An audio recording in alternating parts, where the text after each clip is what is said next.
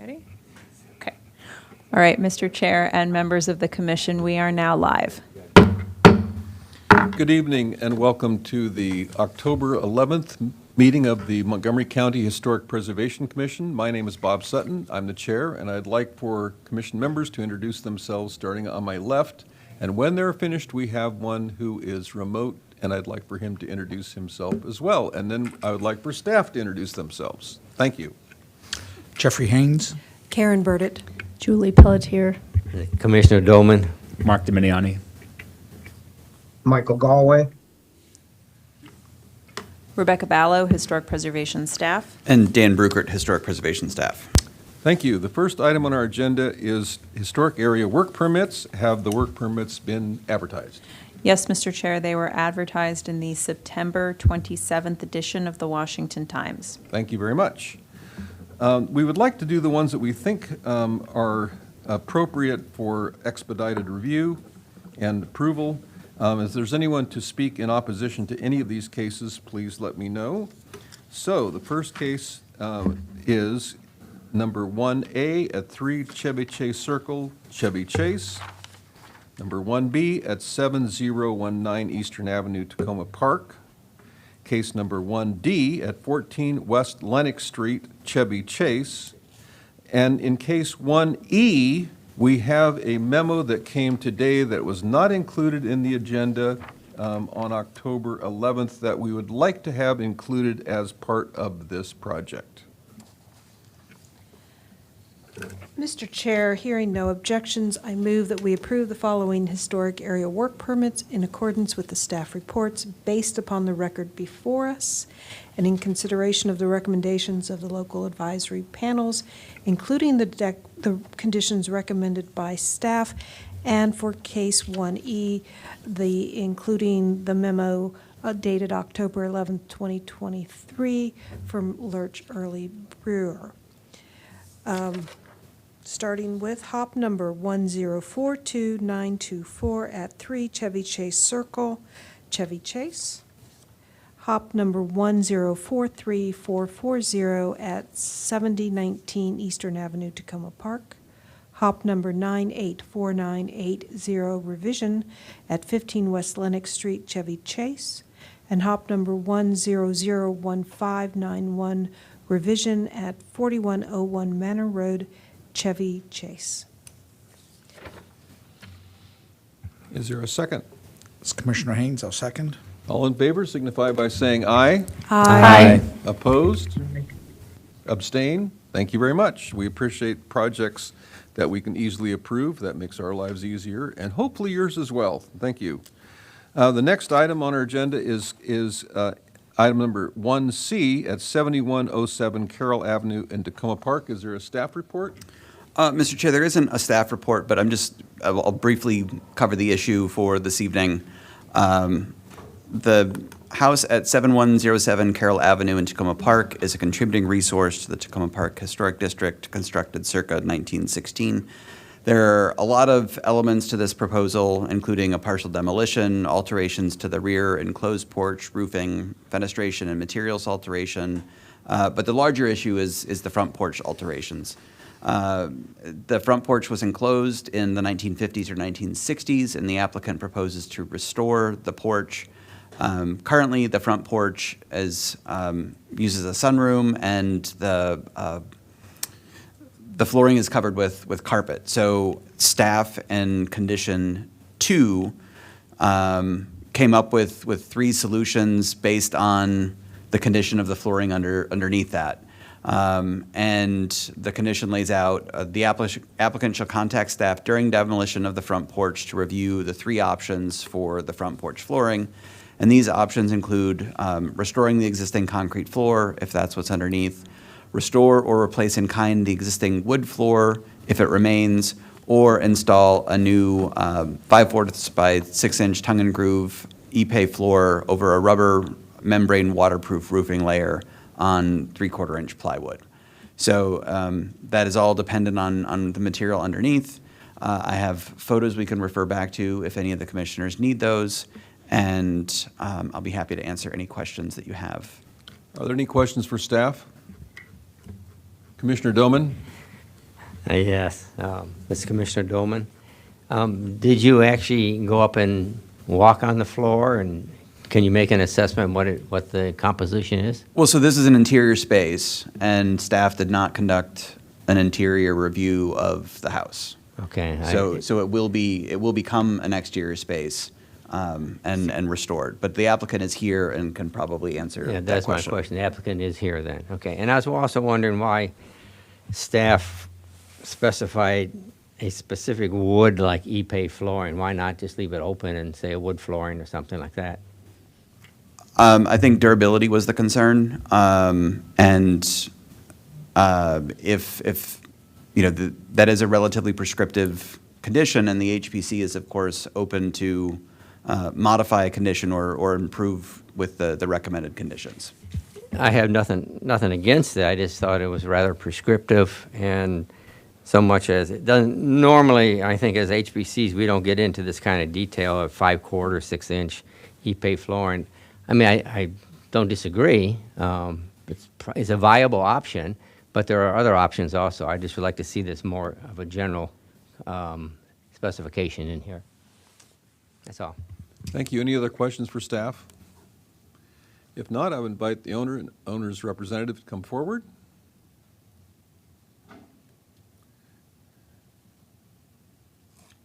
And if you could turn on the mic there and state your name for the record.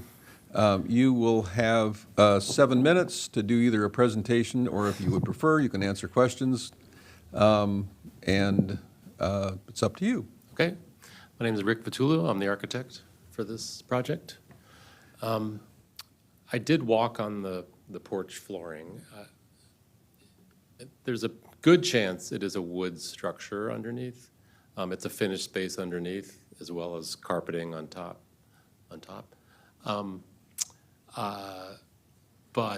And it doesn't feel like concrete, but it could be sleepers over concrete as a finished space.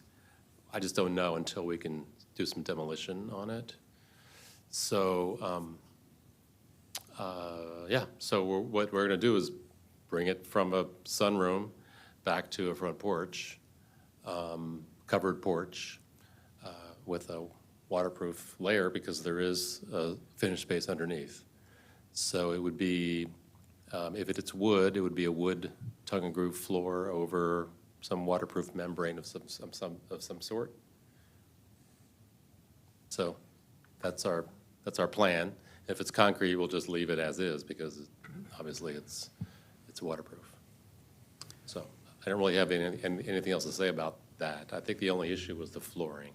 Okay, I have a question. Yeah. You were given several options as conditions. Are you and the owner okay with the options as conditions that staff has provided to you? Yes, Okay, thank you. yes. We have not determined what type of wood, if we are putting wood down. I mean, Ipe would be a very nice material. It's expensive, but it would last. I would be happier to use something like Ipe, just because if it's over a waterproof layer, it's going to last longer. If it's yellow pine, like if it's painted yellow pine, then moisture trapped underneath wouldn't do it any good. It would rot pretty fast. So I and the clients would be more, owners would be more inclined to use something like Ipe or Garapa or something like that. In its natural stage, we wouldn't paint it. Any other questions for Mr. Vitullo? Yes, Commissioner Haynes. I noticed in the photograph the stairs are concrete, and you're proposing to remove them and replace them in wood. Is that correct? Yeah, the stairs were built later, probably at the time of the enclosure, because it would make no sense to have a landing outside of the space if it was indeed original.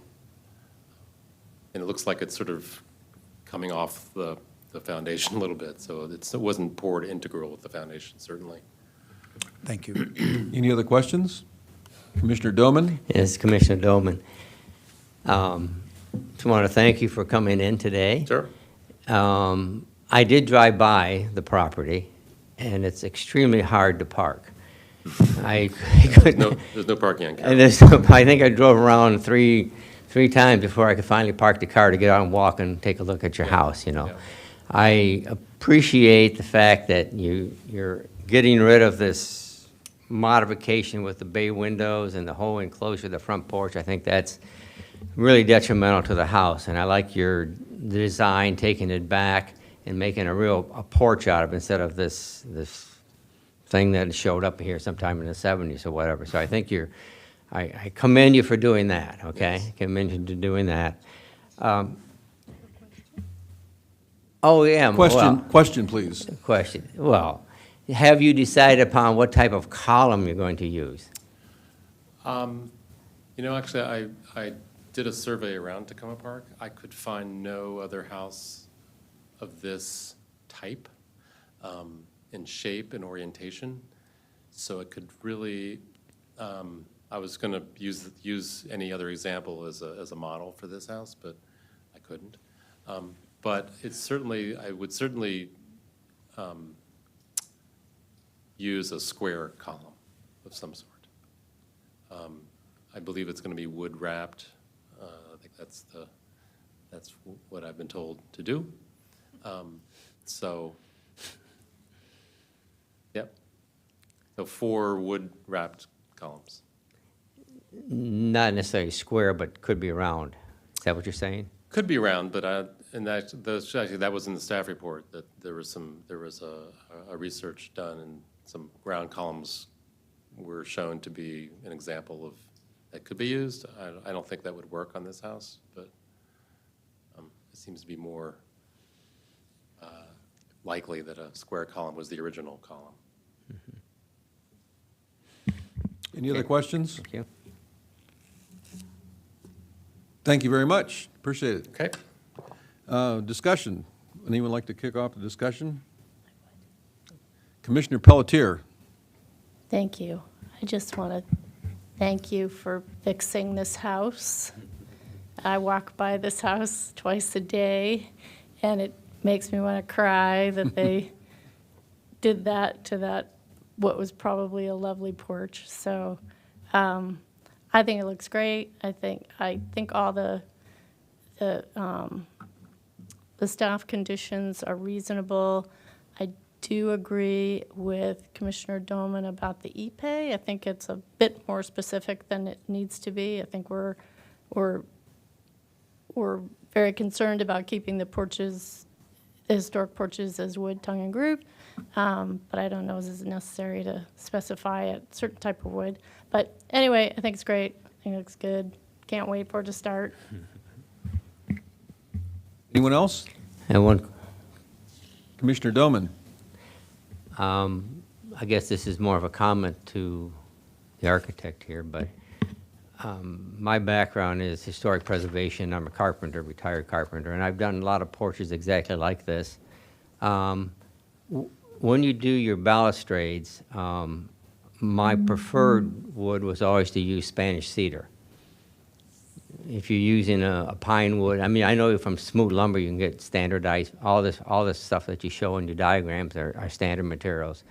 But if you go to a different wood species other than pine, I'm sure you're aware of all this, that Spanish cedar is very easy to work with. It'll be a good choice for you to use for the rails and the balustrades and the bottom rail, and do that. And as far as the columns, I think that's up to you. And I'm not hung up on e-pay. I think we could be more flexible and come up with other wood species that would work just fine. Thank you. Any other discussion? Okay. Chair Sutton, this is Commissioner Burdett. I make a motion that we approve the HOP 1044477 at 7107 Carroll Avenue, Tacoma Park, with the staff recommendations as given. I think that's it. Is there a second? It's Commissioner Pelletier. It's Commissioner Pelletier. I'll second. Thank you. All in favor signify by saying aye. Aye. Thank you, Richard. Wherever you are, Seattle? Thank you. So this, any, Michael, I'm sorry, Michael, good. I'm sorry, I've got it. Yes. All in Yes, favor I'm in signify Seattle. by saying aye. Any opposed? Any abstain? Thank you so much. This project is approved. Thank you for coming. The next item on our agenda is item number 2A at 14500 Montevideo Road in Poolsville. Is there a staff report? This is a preliminary consultation. Yes, there is, Mr. Chair. So again, this is a preliminary consultation for Montevideo. It's a master plan site. It's a federal house constructed circa 1830, and this is reviewed under Chapter 24A and the Secretary of the Interior Standards for Rehabilitation. This is an image that was included in the staff report. The state actually has this blue lot incorrectly located. When the lot was subdivided, it should have been placed here and was recorded as such. So we just need to get the map corrected. It's the green lot that we're referring to. You can see the house is with the star, and then the family cemetery is back here. So this is the lot in its appropriate location. You see the historic house here. So the HPC recommended approval of a preliminary plan to subdivide the lot in 2007. It was within the environmental setting. Access to the lot would be provided from a separate driveway off of Montevideo Road, and the HPC determined that there would be no adverse effect on the historic site. The reason that the lot was retained within the environmental setting of Montevideo was for the HPC to offer their comments and review and approve new construction on the site. Again, the plat was included in the staff report. 5-bedroom house was contemplated, including septic and proposed septic locations as possibilities, but have yet to be determined. So the applicant presented 3 options, or at least 3 concepts. All of them consist of a wood frame side gable dwelling with a wraparound porch. They were all 1 or 1.5 stories. So staff finds that the low scale and massing of all 3 options would allow the new house to blend in with the landscape and be subservient to the historic house. Staff finds that the wood frame construction and wraparound porches differentiate the house from many of the historic masonry homes, and staff recommends the use of natural materials for the site in lieu of substitute materials. Staff recommends the applicant continue to study design scenarios based on option 3 due to its form, scale, massing, and details. We also note that the dormer seemed to be the most appropriately scaled to the house of the 3 designs presented. The last recommendation included in the staff report is staff recommends the applicant complete a phase 1 archaeological investigation that combines background research and fieldwork to identify any resources and artifacts within the limits of disturbance for the new construction and the septic sand mound as a condition of approval. And I just want to touch, this didn't make the staff report, but in consultation with our staff archaeologist and the parks archaeologist developed a map that would show, that identified areas of potential for prehistoric resources based on topography and access to water. I think I can actually pull up a section of that map. And that was the basis for including that recommendation, not necessarily historical items, because we know that this has been a plowed field for hundreds of years. So it likely wasn't occupied within the historical period, but prehistoric resources are something that we're still concerned about. So staff requests HPC feedback on the compatibility of the proposed single-family dwelling options for the master plan historic site, a preferred option for the applicant to study further, and recommendations on the phase 1 archaeology condition. And I can answer any questions that you have at this time. Any questions for staff? Commissioner Pelletier? On the site plan, there are 3 drain fields. Are those options, or are there 3 drain fields? Well, so this is the plat. So these are, I think, options based on placement of the house and Okay. footprint. It's So- not all 3. No. That's like a pretty major septic system. Yes, Okay. and I think that, we need to figure out the house size and placement before the septic can be developed. So Right. I think that's further down the line. Okay, all right, that's all I wanted to know, thanks. Any other questions for staff? I have one. Do all the sites that have been selected, do they perk? Have they already been tested for whether they perk for septic? I believe that was the case when the subdivision happened, but the applicant can answer that Okay. question. Thank you. Any other questions for staff? If not, I would invite the owner, representative, to come forward.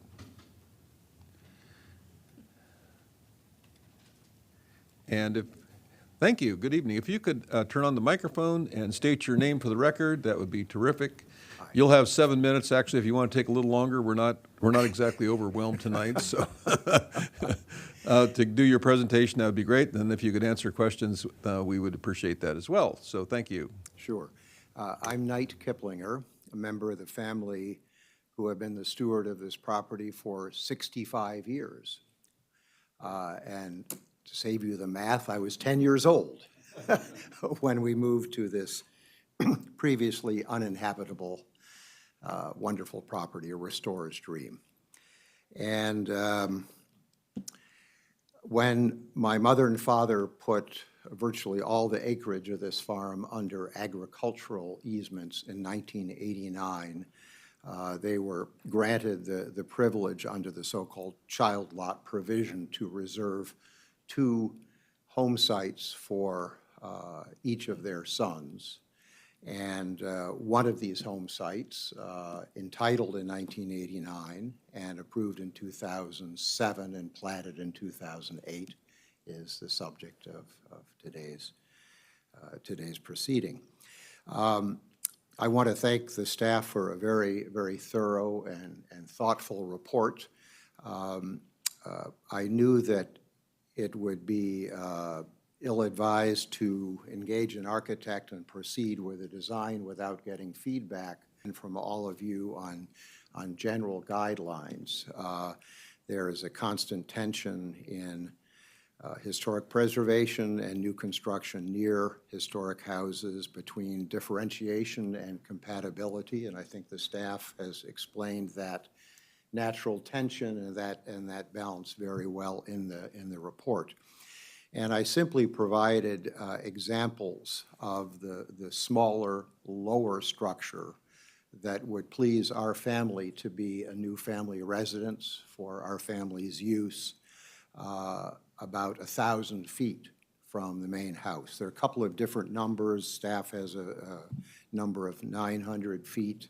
I said a quarter of a mile in my summary. I actually measured it on the plat today, and I would say that it's 1,050 feet distance from the historic house, and at a 40-foot lower elevation.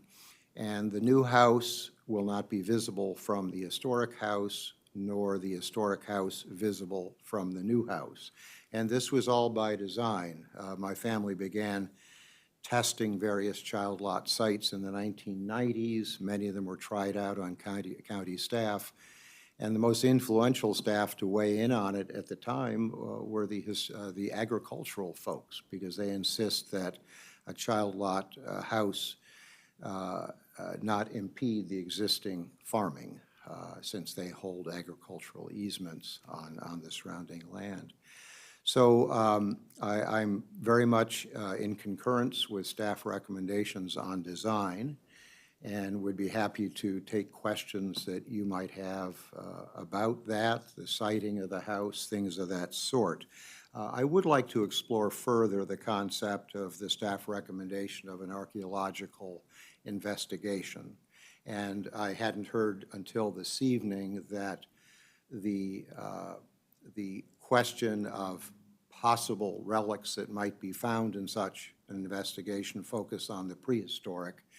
Had that not been narrowed, I would have pointed out that this site is far from the historic building core of the property, the outbuildings, any evidence of habitation or active farmsteading in the vicinity of this lot. It has been in open cultivated fields for hundreds of years. As a longtime student of the Seneca region, chairman of Historic Medley District, which is the Historical Society of Western Montgomery County, I have been a longtime student of all aspects of the historic resources of this region, including the pre-colonization, pre-settlement resources as well, which have turned up almost entirely closer to the Potomac River in lands today owned by Seneca Creek State Park across River Road from this property.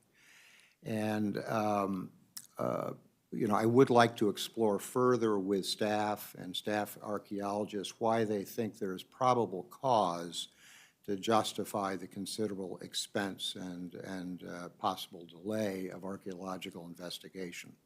So it's just a question of probability, likelihood of finding artifacts of that sort in this area, and I look forward to that discussion. Any Go ahead. questions? Be I'm happy sorry, to- did I jump the gun a little bit? No, not at all, please. Okay. Any questions? Be happy to entertain questions. Commissioner Pelletier. This is Commissioner Pelletier. You were talking about the house, the new house. Yes. And what you submitted were sort of general ideas about what you want to build there. So what's your future process? Are you going to hire an architect? Are you going to buy plans? Like, can you talk a little bit about how you're going to get a design together? That's a great question, and I haven't totally decided. I was kind of waiting on the staff report and thoughts of yours. A couple of ways to go. House plans, similar to some that I submitted, is one possibility, but house plans always, in my experience, need to be massaged by a professional. Some are top-notch, some are not, some are almost unbuildable. One possibility would be dealing with the in-house designers of a design-build contracting firm or engaging an architect separately to work with a builder. I haven't selected either of those at present. I'm a lifelong student of architectural history, have worked on preservation projects, public and private, in a number of locales in America. But I also know enough to know what I don't know. And I don't want to practice without a license. But I do look forward to working either with an architect or the design-build department of a contractor and making it very collaborative.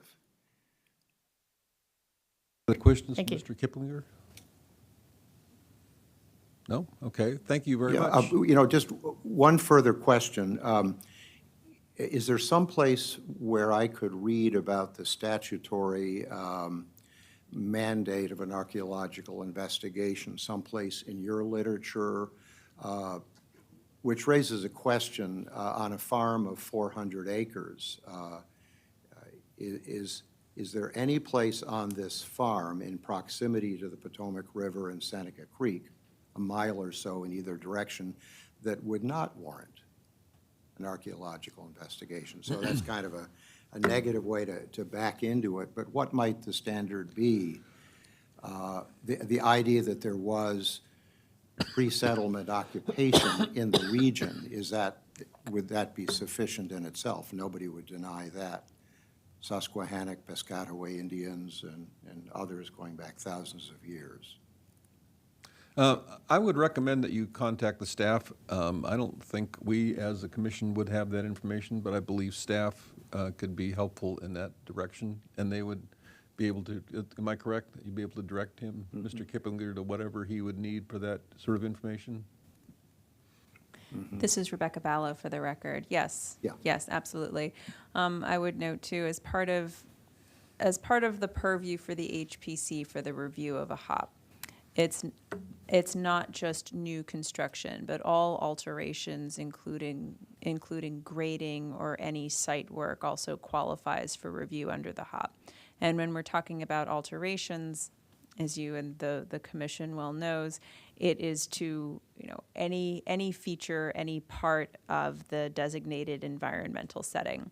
And it is a long-standing, not a written policy, but the HPC has been well within its purview over the decades to require as conditions of approval archaeological investigations for sites that have archaeological potential for both prehistoric and historic artifacts based on the settlement of the property, the known location of the outbuildings, but then also a property that is associated with a history of enslavement at the property, and then also proximity to other waterways or other features that are more associated with prehistoric occupation. So all that to say, we'll be more than happy to share with you some of the information that we just received this week from our parks archaeologist about the prehistoric archaeological potential for the property, and happy to share with you other HOP applications where the HPC has conditioned approval for new additions or new construction on receiving a Phase 1 archaeological investigation. There was just a property tonight, actually the Hayes Manor property, that was a Georgian period building property where the HPC required archaeological investigations that did turn up new outbuildings and new subterranean features in areas that hadn't been previously explored. So I'll be happy to get you that information and talk with you further about it. Okay. Great. Thank you. Thank you very much. Any other questions? Okay, a procedural question. Yes. This is a preliminary consultation. What would be the next step vis-à-vis your role in the process? You are right on it, because Well, I was going to get to that. Oh, So, okay, thank so you. what we do here, you've been, I don't know if you've come before us, I know a couple of times at least, since 2007, correct? I don't think so, Okay. no. Not that I'm aware of. Well, that's fine. Well, let me just get to, what this is, I've been involved in historic preservation for a long time, and I have never seen anything like we do, which I think is absolutely one of our real strengths, which is we, as a group, will give you our feedback, what we think will be useful to you as you develop this project. Now, you are not required to follow everything we say. I would say it's a good idea to pay attention to what we say, but you're not required to. The next step, I would say probably the next step would be to come to us with a historic area work permit application. You'll work with staff to do that.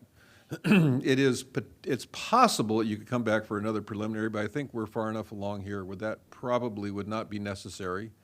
And there's no time limit. But we have, I've been on this commission since 2017, I believe, and we have expertise right now that I think is really outstanding. We have several really good historic preservation architects, a builder, an engineer, and then we have people like me that are just a historian. But I think what we suggest to you, I think, hopefully will be very valuable. So with that, I will start off. Ask anybody who would like to start off with the discussion on this project and suggestions for what we should recommend to Mr. Kiplinger. Commissioner Burdett. Really, you've done an excellent job of bringing this forward with full explanation of what the intent is and your previous subdivision. As to the options of the house, really they're very similar. You've given us a reference of a house in Howard County to kind of explain where some of the features of your house are coming from.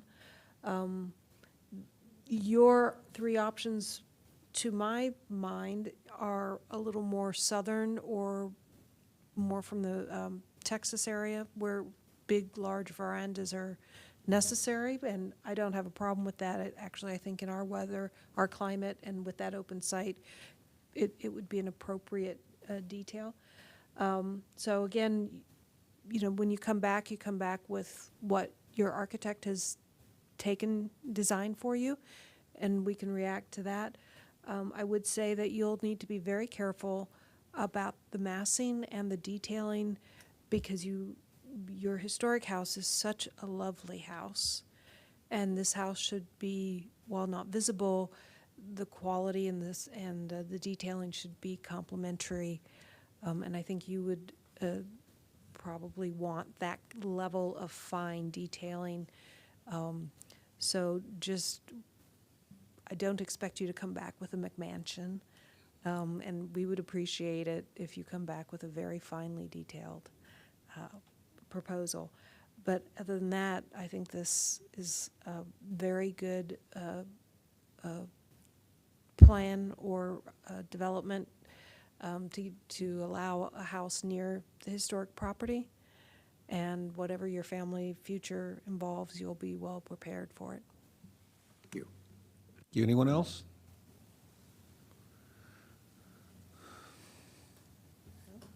Well, I'm going to jump in here.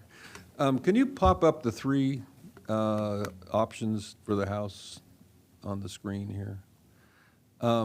It's really interesting. I looked at this. My first reaction to it was, I worked in the Historic Preservation Office in Oregon. Believe it or not, we had one exactly like this in Oregon. The person came from Louisiana, and I guess it was appropriate for that. But it was really interesting. I was ready to say I didn't really care for any of the designs because they all make it look like a historic building, until my colleague, Commissioner Burdett, mentioned that it's a southern design, more southern than Maryland. So I'm all of a sudden thinking, maybe I think this is fine. And my preference is number 2, actually. I think it doesn't look quite as historic.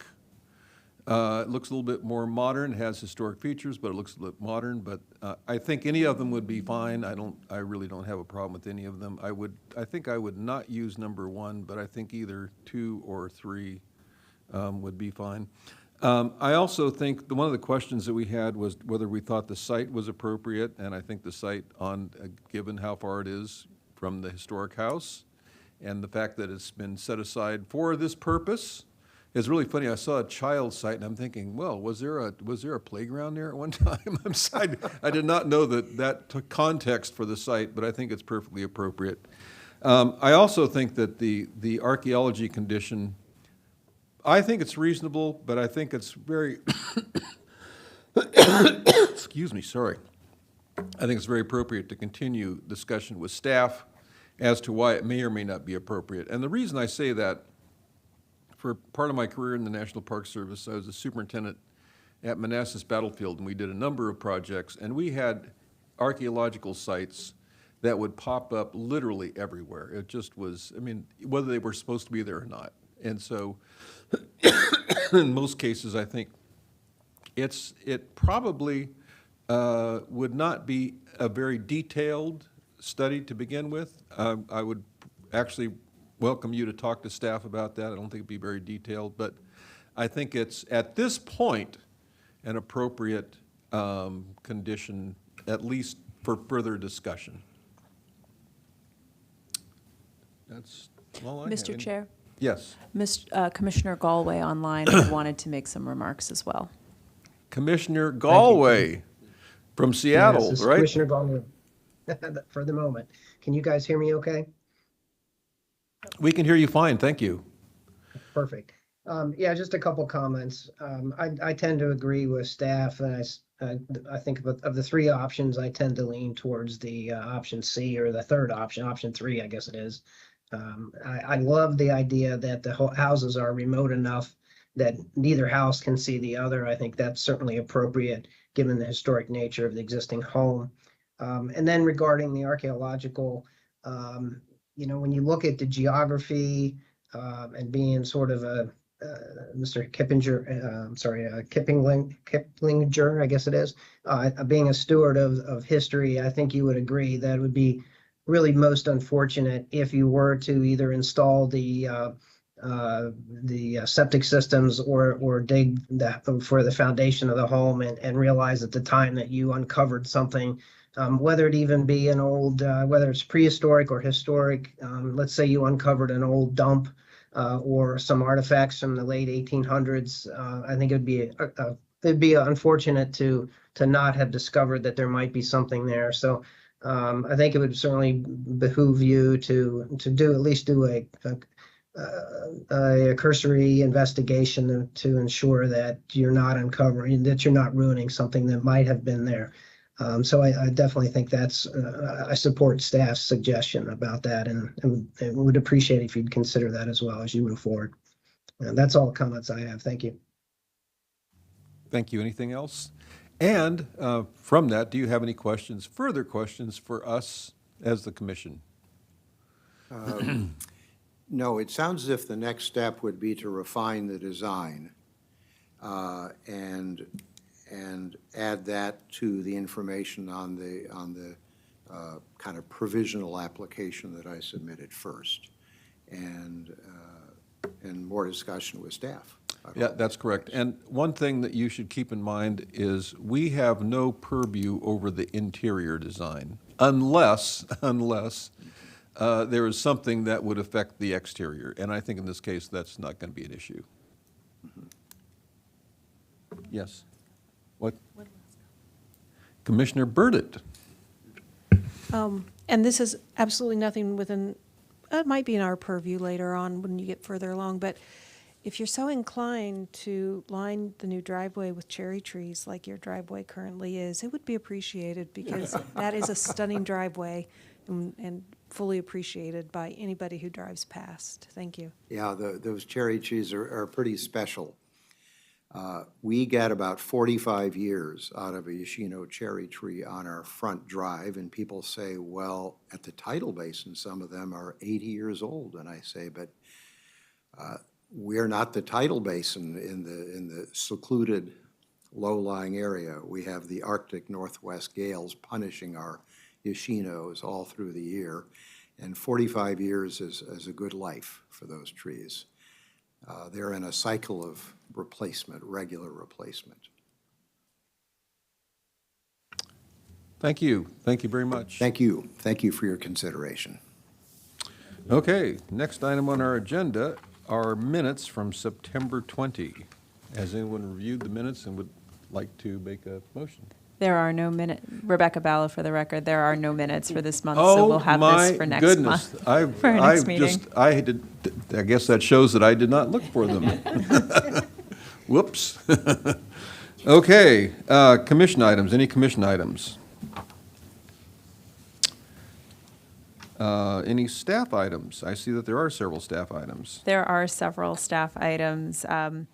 As was mentioned in the work session this evening, I think it's the 35th annual this year. Well, the annual MPI Preservation Awards are this Saturday, October the 14th. We have the notice of that. I think I forwarded it to everybody a couple of weeks ago, but if you'd like additional information, just let me know. Or ask MPI board member Karen Burdett here with us, and she can give you more information. At least one project I think reviewed by the HPC is getting a preservation award this year. I think, was it the one in Kensington or the one in Tacoma Park? I can't remember. Anyways, it's a great time, the preservation awards, if people are available. The Clarksburg master plan has been kicked off with several listening sessions. There's a listening session this evening out in Clarksburg. That's the reason that John Lieberts, who had some of the cases tonight, is not here with us. He's attending that meeting for Clarksburg.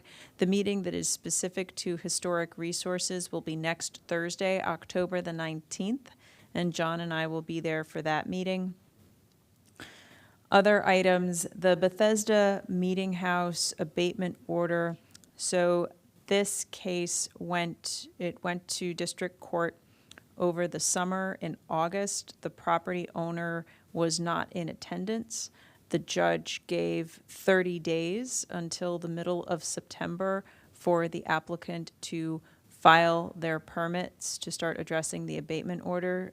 At the end of September, the commercial building inspector and I confirmed that no permits had been filed and no work has been done at the property to remedy the corrective action that's necessary. So we are looking to go back to court. I don't have a date for that yet. I'll let you know when that's scheduled. Similarly, the Durwood Store and Post Office had their hearing in court on September 26th, where the judge gave the property owner 6 months to start filing their preliminary plans with the county. This is the one that you all heard, where they were looking to add townhouses, like a small apartment building onto the back of that. We heard that, I think it was a year ago. It was in December and January of last year, and they have not yet filed their preliminary plans with the county. The property it has zip board on the outside, it has a roof, so it is closed up, but it is still not to the standards that the county building inspectors require, nor that we require.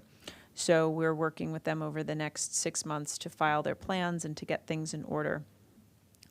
Coming up in November, there's the joint dinner with the planning board on November the 2nd. I sent an Outlook meeting invite for everybody to attend. We're going to be having dinner in the back room from 6 to 6:30. It will not be a working dinner. And then there will be a working meeting here in the auditorium from 6:30 until 7:30. And I'll be working with the HPC chair and also with the planning board chair to come up with the agenda for that meeting. Other items real quick. In November, Montgomery History's annual conference is on Saturday, November the 4th. That is always a great time if people can go. There's a nominal fee for the conference, and there's always some really outstanding work that's being presented. Also, we have the Tacoma Park Minor Master Plan Amendment is moving into work sessions, where there are 4 work sessions scheduled, and each work session covers specific topics. We don't have yet the date for the historic preservation specific work session. It will be sometime, I think, in November. It might actually be that day. It might be November the 2nd. I'm not sure yet. When that is scheduled, I will reach out and probably ask Vice Chair Burdett if she's available, since she gave the public testimony. It is typical for an HPC member to come and participate in those work sessions where the historic preservation items and the designations are discussed. So stay tuned for that. When I have a date, I will let you know. And those are all of the staff items. Rebecca, this is Commissioner Dolan. Yes. Could you refresh my memory on the Bethesda Meeting House abatement? I don't remember what that was, or maybe I wasn't even on the board at that time. What was this all about? Sure. This is not about a historic area work permit that has come before the commission.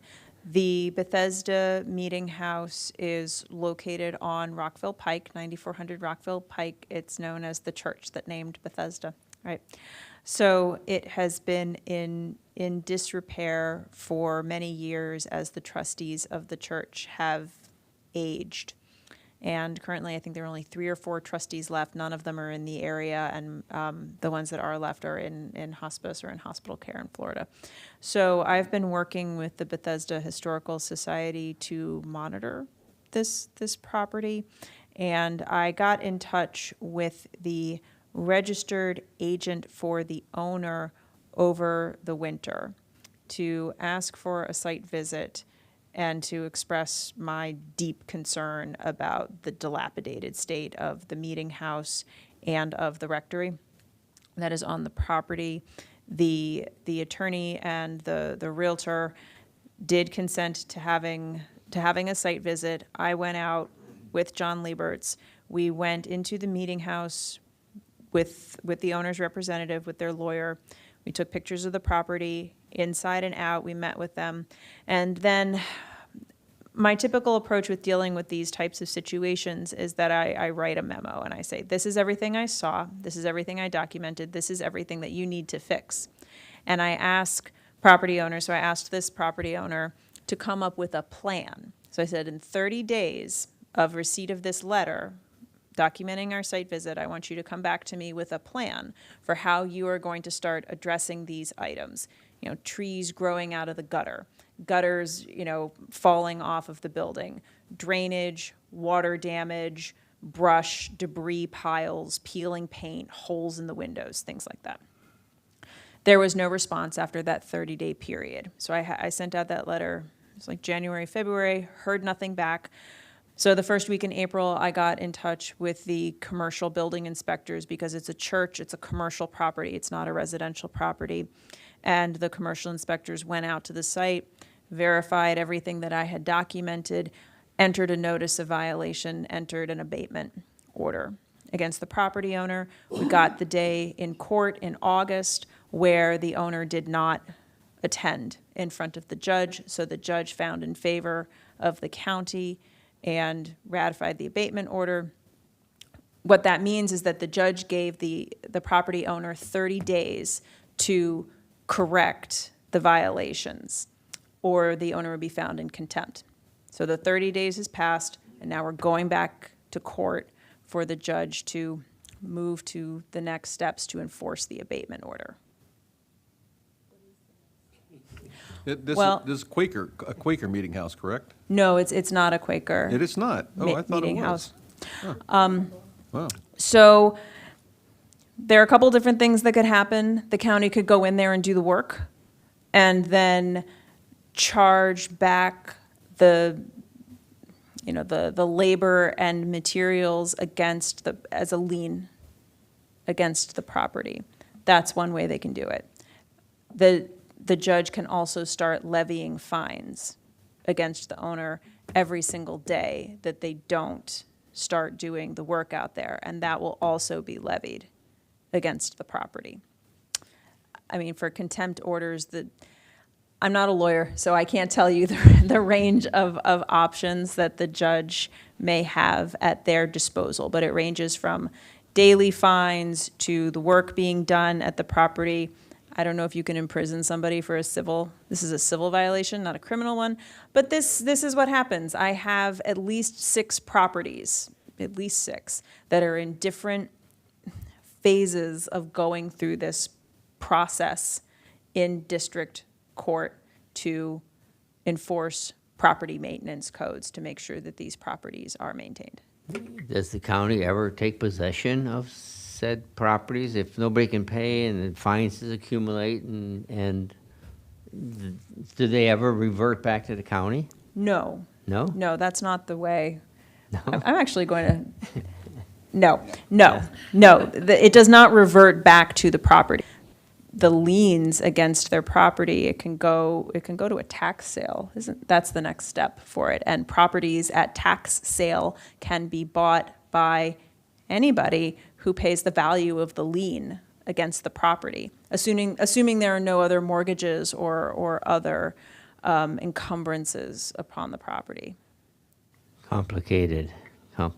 Does any of this ever come before the HPC? I mean, the staff is handling all this. Now, like I said, I was not familiar with all the issues involved here. Is that because it's not necessary for us to know this at this time, I guess? Well, I give you updates periodically as I'm going to court, but there is no formal role for the HPC in this. We do have under 24A a demolition by neglect ordinance, part of our ordinance where the HPC and the county attorney make certain findings, but I've found, to tell you the truth, that the faster way there's a couple routes that are going to get you to court. I have found that the easiest way is just to go to the commercial inspectors, the residential inspectors, DHCA, and just ask them to issue notices of violation against the county's property maintenance codes, that we get to court and we get to a resolution faster than going through the process that does involve the HPC, which is enforcing the demolition by neglect ordinance. You're going to end up in front of the judge with an abatement order.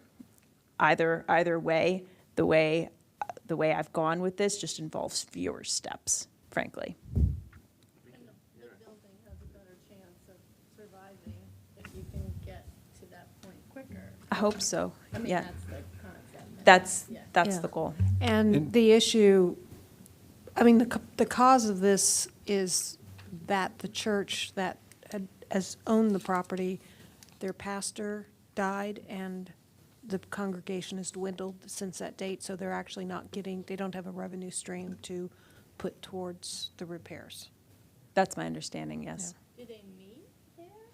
There was a meeting of the congregation in January, because in order to maintain their tax exempt status as a church, there do have to be services. There does, on some kind of a quarterly basis, I think it is. So their attorney and their representative out of Baltimore had organized a meeting of the congregation that did take place there in January. I saw pictures of that. I saw the program of that. I don't know who that congregation consisted of, that they had there. But that is a typical requirement of churches, is that you do have to have the services to maintain your tax exempt status.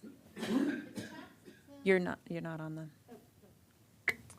Is tax exempt property tax as well? yes. It is, okay. Not just income tax, but, Yes. okay. Thank you. Anything else? Meeting is adjourned. Thank you. Thank you. Thank you, Commissioner Galway.